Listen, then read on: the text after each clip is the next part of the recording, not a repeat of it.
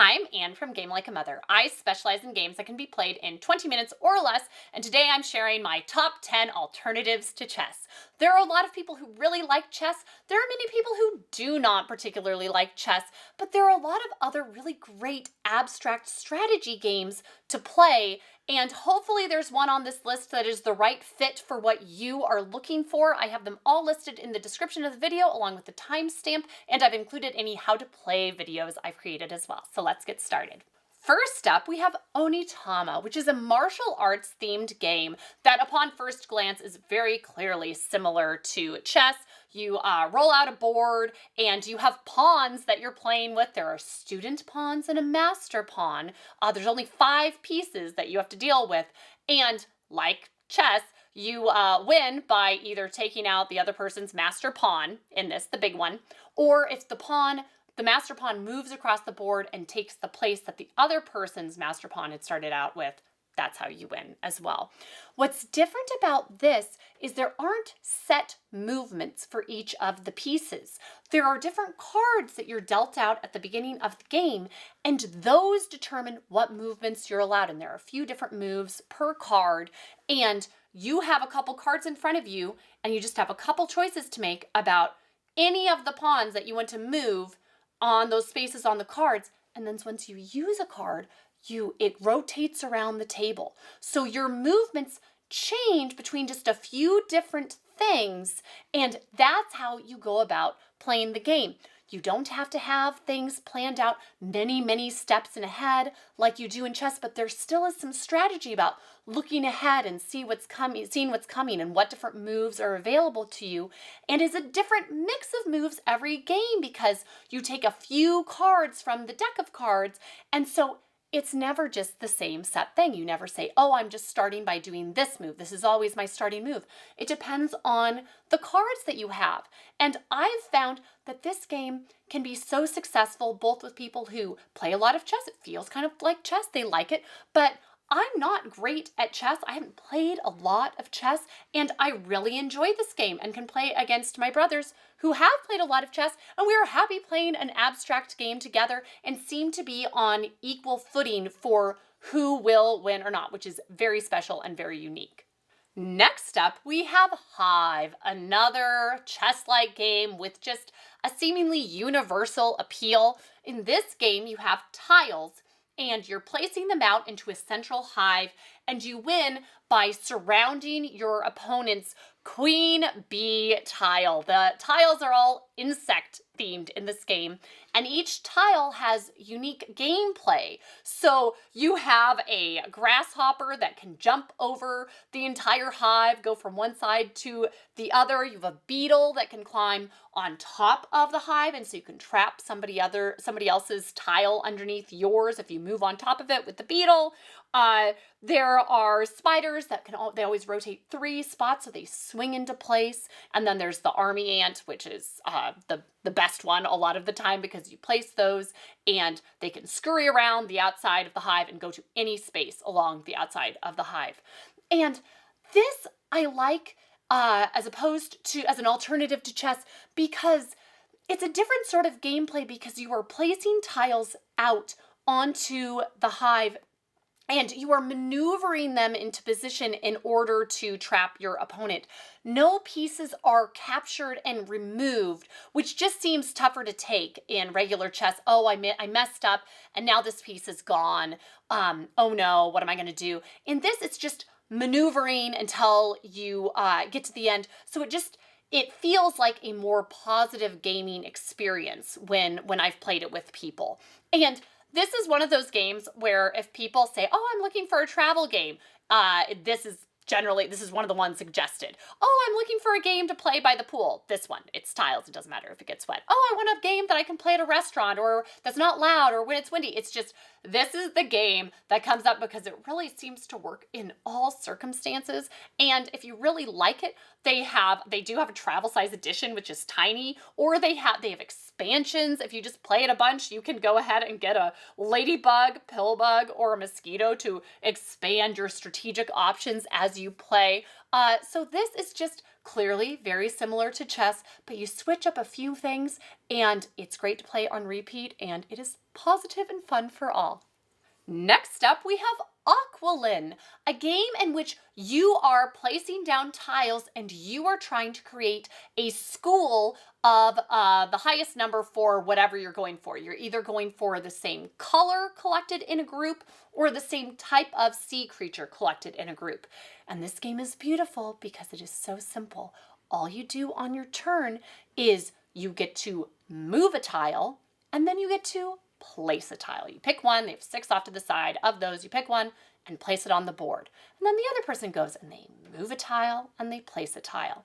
That said, this is a little bit of a tough game for some people because you are being actively messed with the entire time. Every single move that your opponent takes, they are undoing something you have worked on. So you have to be really tricky. There's an excellent strategy quote in here for where you are placing. So even when they're moving, you say, okay, even if they move this over here, that doesn't do that much damage because then I'd be able to place this here the next time, or I'd be able to then move theirs over here. So it's a different kind of spatial strategy, which I really like. Unique gameplay, so simple, but there's a lot to work with there, which is my favorite kind of games, when it's really simple to learn the basics, but you aren't really sure about what your best strategy is, even after you've played a couple times. There's different things to try out, and it's different every time.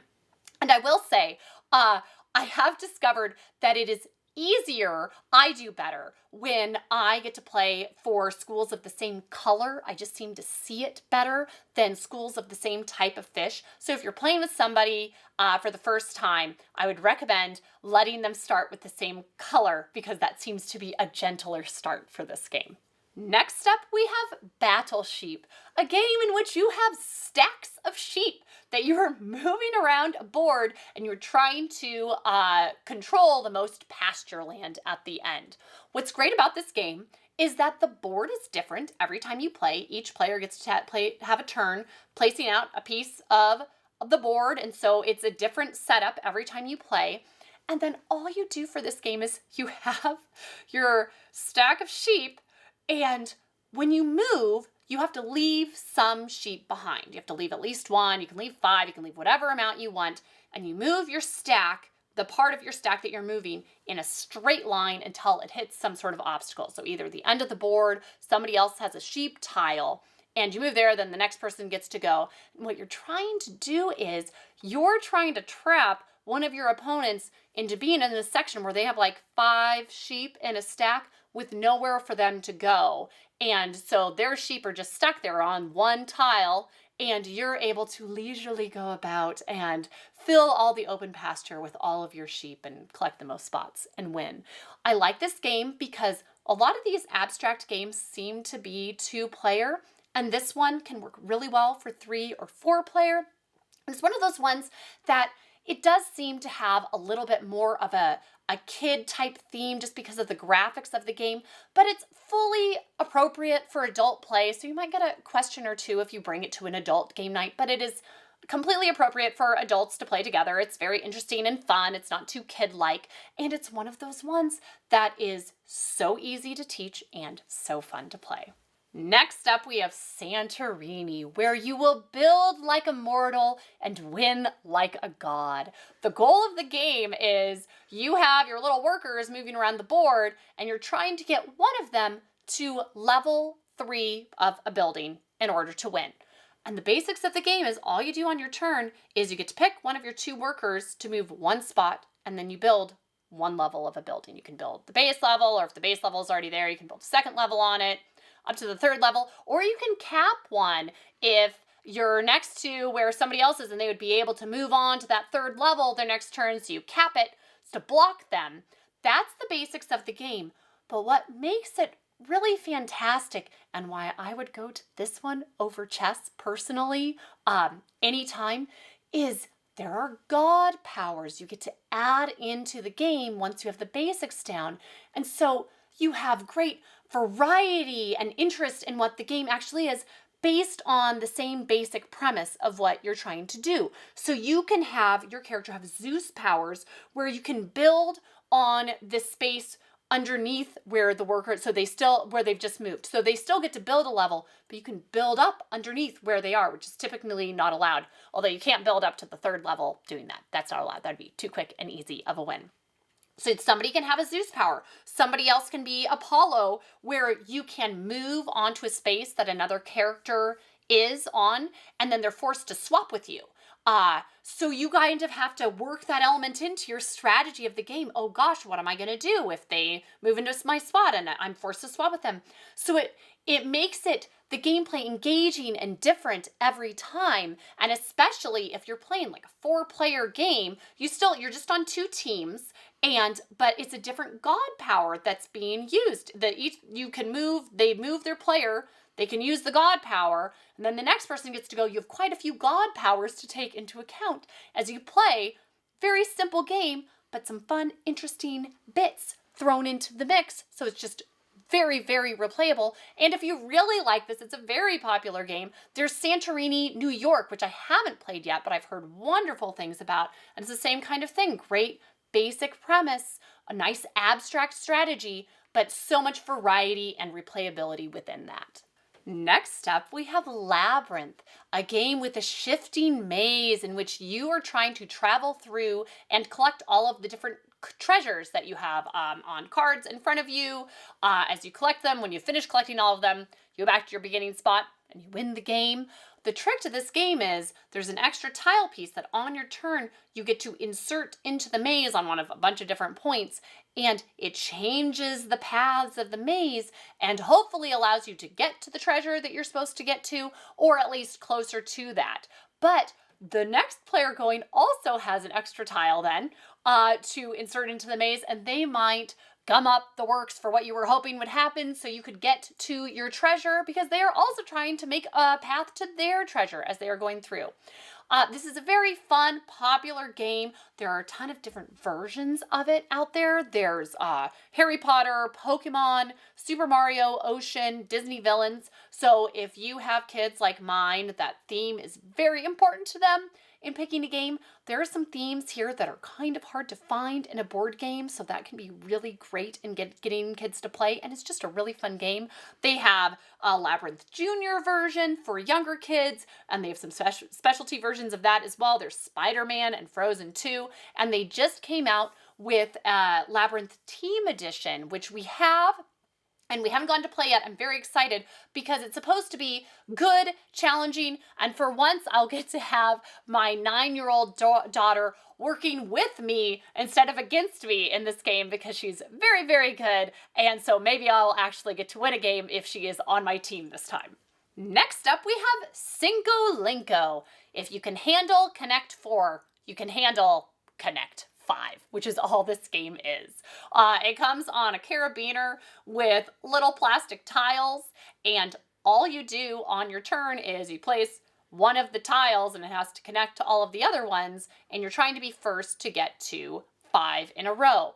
I really like that this game plays equally well with 3 or 4 players. In fact, I would say it is probably more fun with 3 or 4 players. There's just a little bit more going on. And I also really like that, unlike Connect 4, this never ends in a draw. If you've played all of your tiles and nobody has 5 in a row, you have to pick up one of the tiles you've already placed and reposition it to a different spot on the board. And so that can really make things tricky where, oh, I'm having to take apart this that I was working on, and am I still blocking what I was hoping to block with this earlier in the game, or am I letting them win? So it is really simple, but really fun, good decisions to make. And it's also, it's on a carabiner for a reason. When we got this, it was on Father's Day weekend and we were at the beach. We brought it to the beach, it got covered in sand, it did not matter. Then I taught it Girl Scouts how to play it when we were at a Girl Scout camp and we were by a zip line and there was a dirty picnic table, and I taught one of the girls how to play, and then she was able to show the other girls and they were able to play it independently of me. They didn't need any help because it is so simple but fun and has interesting things going on. So this one's pretty versatile. You end up playing it a lot because it is so simple. It works for so many different groups, kids, adults, everybody can do well at this. So it ends up getting played a lot. Next up, we have Gobblet Gobblers, which is like elevated tic-tac-toe. In this game, you have pieces that are different sizes, and your goal is still to just get 3 in a row on a 3x3 grid.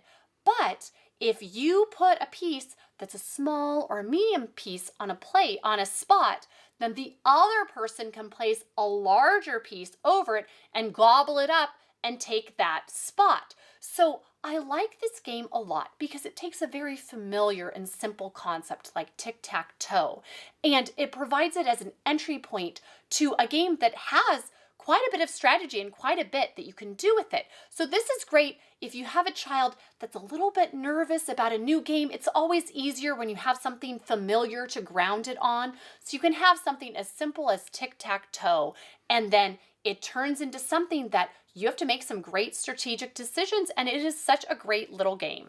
Next, we have Otrio, which is, again, like tic-tac-toe, but yet up another level from Gobblet Gobblers, and the graphics are, in Gobblet Gobblers, are clearly, this is a kid game. Otrio is for anyone. Kids can play, adults can play.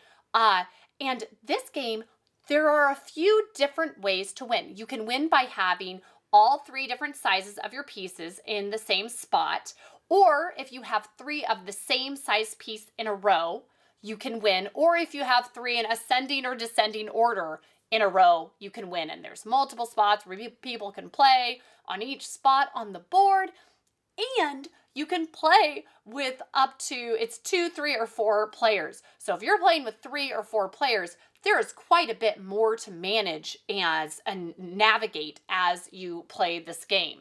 So I love this because, again, tic-tac-toe is so simple. People think, oh, many people, oh, it's barely a game.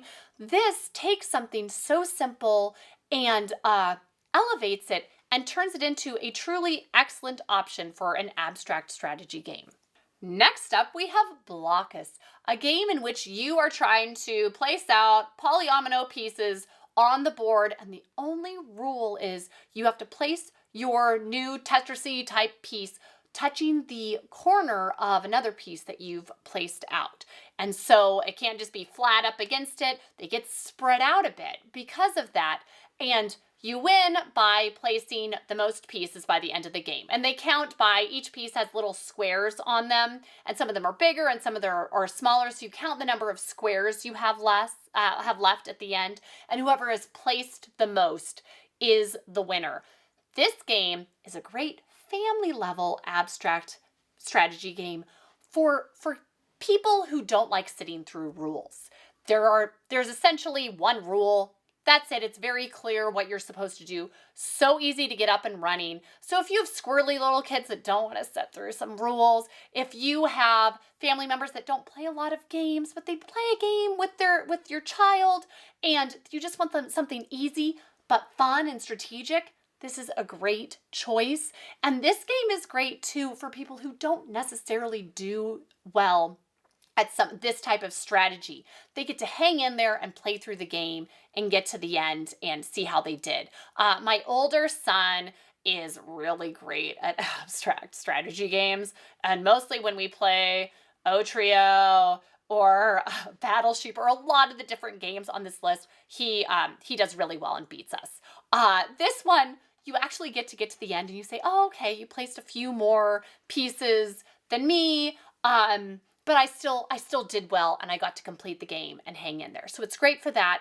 I will say that I think it's best when you play 4-player on the original board, and if you're playing 2-player, they have a duo version, and that's probably the better version to go out and get. And finally, we have, as an honorable mention, That Time You Killed Me, because I haven't played it yet, but I've heard really wonderful things. This is the kind of game, if you play chess and you say, it's okay, I wish it had a little more going on, then you are ready for That Time You Killed Me, because it is intense and it is very strategic. In this game, you are time traveling, and you have 3 different boards that are rather chess-like that you have set out in front of you, and you are trying to kill your opponent by moving between them and the different boards, and you're either trying to push your opponent up against the wall or push them into a copy of themselves, thus breaking the space-time continuum, and they would perish.